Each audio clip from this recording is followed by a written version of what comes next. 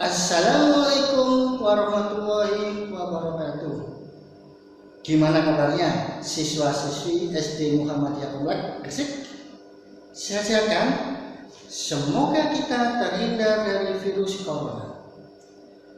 Mari kita berdoa terlebih dahulu dengan bacaan basmalah. Bismillahirrahmanirrahim. Untuk kali ini Pak Fajar akan menerangkan tentang tema 8, subtema 1 dan 2, muatan ilmu pengetahuan alam tentang siklus air. Air sangat berguna bagi kehidupan makhluk hidup. Simak video pembelajaran kali ini ya, tetap semangat. Hai siswa siswi SD Muhammadiyah Komplek, siap untuk menerima pembelajaran kali ini. Untuk kali ini kita akan mempelajari tentang tema 8 tentang lingkungan sahabat kita, subtema 1 dan 2, muatan pelajaran ilmu pengetahuan alam.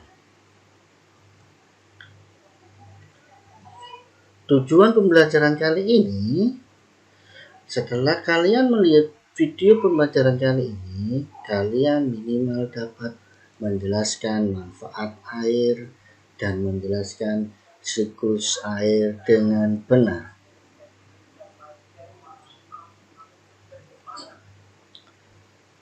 Ya, mari kita simak ya. Pentingnya air bagi kelangsungan hidup makhluk hidup. Air selalu tersedia di bumi. Kenapa? Karena adanya siklus air. Apa yang dimaksud dengan siklus air, anak-anak? Siklus air adalah proses berputarnya air yang terjadi secara terus-menerus dari permukaan bumi ke atmosfer dan kembali lagi ke permukaan bumi. Tahapan siklus air yang bermanfaat bagi makhluk hidup adalah hujan. Berikut ini adalah contoh pemanfaatan air oleh makhluk hidup. Kamu lihat, air hujan yang meresap ke dalam tanah akan disimpan sebagai cadangan air bagi makhluk hidup. Air mengalir dan memenuhi sungai-sungai dan danau yang berguna untuk aktivitas makhluk hidup.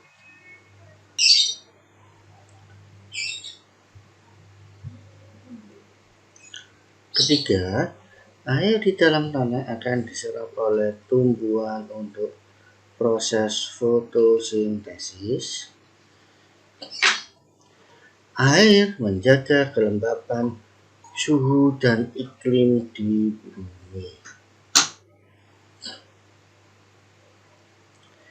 Mari kita simak terjadinya siklus air. Tahapan siklus air yang pertama yaitu penguapan atau evaporasi.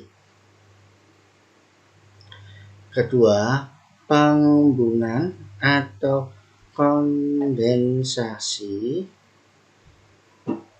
Selanjutnya adalah hujan atau presipitasi.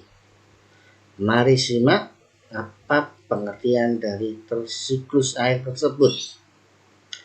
Kalau kamu lihat gambar ini adalah penampakan alam yang disitu terdapat sumber air, ada laut, sungai, danau, dan air hujan. Yang pertama, evaporasi. Air di permukaan bumi mengalami penguapan oleh panas. Semua air akan menguap karena kena panas ya. Uap air menuju atmosfer. Dari penguapan tadi menuju ke atmosfer. Selanjutnya, kondensasi. Uap air di atmosfer mengalami pengembunan membentuk awan-awan. Awan-awan yang semakin tebal mengandung banyak titik-titik air dan akhirnya saling bergesekan. Presipitasi, titik-titik air jatuh menuju permukaan bumi dalam bentuk hujan atau salju. Aliran air dari hujan atau salju yang bergerak menuju danau atau lautan.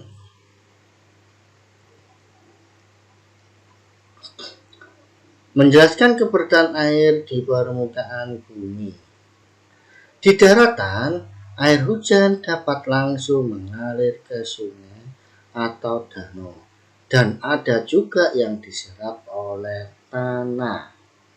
Proses penyerapan air ke dalam tanah dinamakan infiltrasi. Sungai merupakan sumber air yang banyak dimanfaatkan oleh makhluk hidup.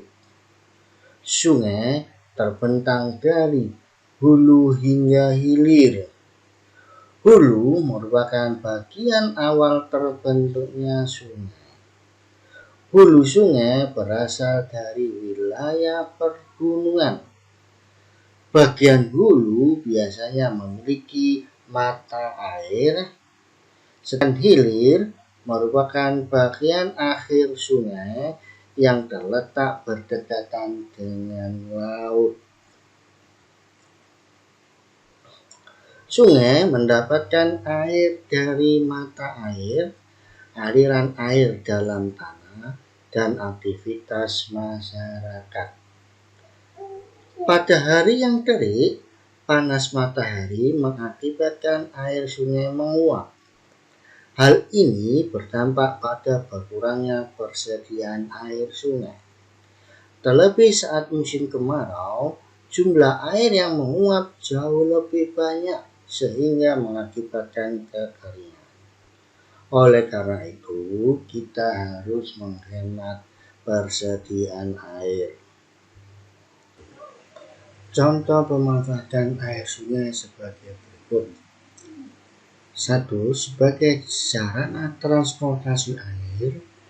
2. Untuk pengairan sawah. 3. Media tambak ikan dan udang.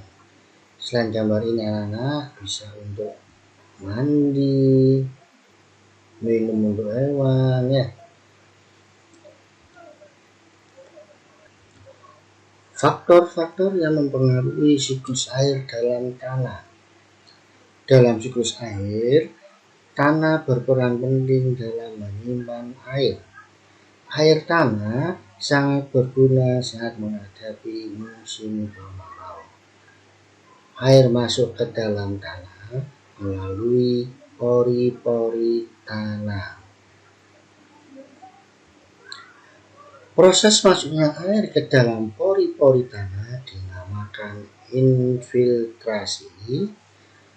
Air tanah biasanya lebih jernih dan bersih karena sudah tersaring oleh lapisan tanah dan perakaran tumbuhan.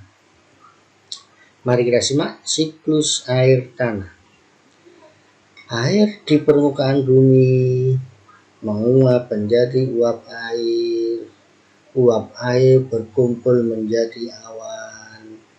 Awan semakin tebal, maka turunlah hujan. Air meresap ke dalam tanah, kemudian air tanah terkumpul sebagai air cadangan. Ini akan terus berputar ya anak-anak. Berikut adalah faktor-faktor yang mempengaruhi air tanah. 1. Curah hujan. Curah hujan berpengaruh pada tanah karena sumber air tanah berasal dari curah hujan yang turun. Semakin banyak curah hujan yang turun, semakin banyak pula cadangan air tanah yang tersimpan. 2. Material batuan. Air menyerap ke dalam batuan melalui celah batuan. Lapisan tanah yang mengandung banyak batuan akan menyimpan air sehingga air bertahan lebih lama di dalam tanah. Lereng pergunungan. Air tanah akan mudah disimpan di lingkungan yang datar atau tingkat kemiringan yang rendah. Jika air diserap di lahan yang sangat miring, air tersebut akan tetap mengalir sehingga air yang tersimpan hanya sedikit. Keberadaan tumbuhan vegetasi. Tumbuhan berperan dalam mengemburkan tanah, sehingga air hujan dapat terserap dan tersimpan dengan baik di dalam tanah. Air tanah yang tersimpan di daerah pergunungan akan bertahan lama sehingga menjadi cadangan air pada musim kemarau. Ya, ini contoh peresapan air tanah. Daerah resapan. Ini ada lapisan tidak kedap air. Air tidak akan tersimpan. Kemudian ada air tanah dangkal atau freatis. Di sini ada sumur freatis. Setelah itu air meresap lagi ke lapisan kedap air. Impermeable, kemudian akan meresap lagi ke air tanah dalam artesis. Nah, di dalam sumur ini, air tanah ini disebut, nanti ada sumur yang menembus sampai ke bawah, disebut sumur artesis. Kemudian ada lapisan kedap air impermeable. Nah, air tanah ini akan mengalir sampai ke air permukaan saltwater atau laut.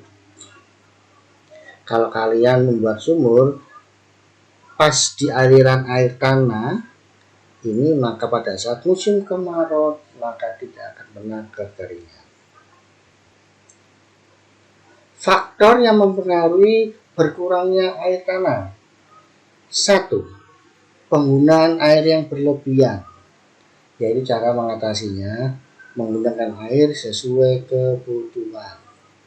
2. Berkurangnya jumlah hutan sebagai daerah resapan air. Cara mengatasinya melakukan sistem tebang pilih, yaitu menebang pohon yang cukup umur. 3. Pembangunan jalan menggunakan aspal dan beton. Cara mengatasinya membangun saluran air atau drainasi di tepi jalan. 4. Pembukaan lahan untuk perumahan atau industri. Cara mengatasinya membuat lubang resapan biopori dan menanam pohon di sekitar lahan. Pengaruh siklus air pada musim kemarau. Siklus air dipengaruhi oleh suhu lingkungan, cuaca, hujan, dan keseimbangan lingkungan. Salah satu tahap siklus air adalah evaporasi. Evaporasi adalah penguapan air dari permukaan bumi menuju atmosfer. Evaporasi mengubah air berwujud cair menjadi air berwujud gas. Semakin tinggi panas matahari, maka jumlah air yang menjadi uap air dan naik ke atmosfer juga semakin banyak. Pada musim kemarau, uap air yang diuapkan jauh lebih banyak sehingga berdampak pada permukaan bumi. Musim kemarau yang berlangsung terus-menerus dapat menyebabkan hal-hal berikut. 1. Berkurangnya sumber air minum. 2. Persawahan menjadi kering dan tanah menjadi retak rendah. 3. Banyak hewan yang akan mati karena tidak mendapatkan sumber air. 4. Gagal panen karena banyak tumbuhan yang layu dan mati. 5. Penambak tidak dapat membudidayakan ikan dan hewan air lainnya. Pada saat musim kemarau, air laut mengalami surut.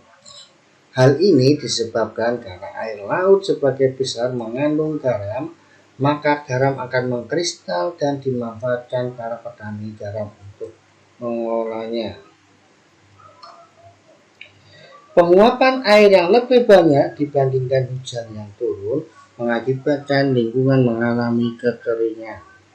Kekeringan terjadi karena langkanya ketersediaan air di suatu wilayah pada waktu tertentu. Selain dipengaruhi oleh musim kemarau yang panjang, minimnya daerah resapan air karena sedikit pohon yang menjadi penyebab kekeringan. Sedikitnya pohon menyebabkan evaporasi yang terjadi semakin besar. Keberadaan pohon sangat penting karena pohon membantu mengemburkan tanah sehingga tanah dapat menyerap dan menyimpan air hujan. Air tanah tersebut disimpan di bawah tanah sehingga kita bisa menggunakan ketika musim kemarau tiba. Berikut upaya yang bisa kita lakukan ketika menghadapi musim kemarau. 1. Menutup keran air jika tidak sedang digunakan. 2. Membuat penampungan air. 3. Menanam tanaman palawija seperti jagung yang tidak banyak memerlukan air.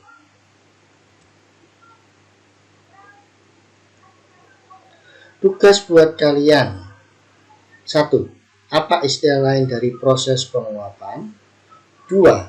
Jika suhunya turun, uap air akan berubah menjadi titik-titik air. Titik-titik air ini membentuk awan. Peristiwa ini termasuk dalam tahap apa?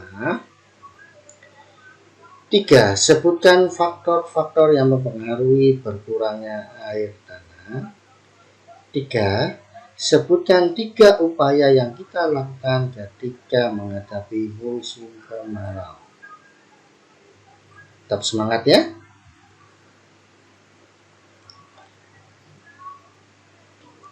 Ya, sekian. Terima kasih. Semoga pembelajaran kali ini bermanfaat buat kita semua.